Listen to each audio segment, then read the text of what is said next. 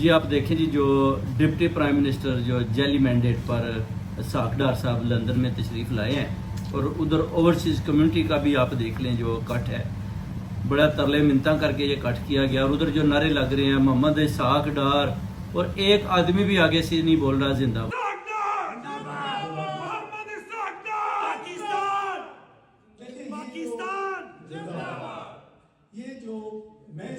ایک آدمی بھی نہیں بول رہا۔ اس سے ان کو اپنی ہار تسلیم کر لینی چاہیے کہ اوورسیز کمیونٹی اسحاق ڈار کا نعرہ بھی نہیں لگانا چاہتی، اور اس حکومت سے اتنے تنگ ہیں جتنا جھوٹ بولیں، اور یہ بتا رہے ہیں جی وہ جی ہم جناب بیٹھے ہوئے ہیں اسحاق ڈار صاحب، اور اسحاق ڈار کو بھی بڑی شرم آ رہی تھی کہ آگے سے کمیونٹی میں سے کسی قسم کا جو نعرہ ہے اس کی آواز نہ تو کوئی دینے کو تیار ہے، بلکہ لوگ شرم محسوس کر رہے تھے کہ اسحاق ڈار کے نام کا نعرہ یہ فارم 46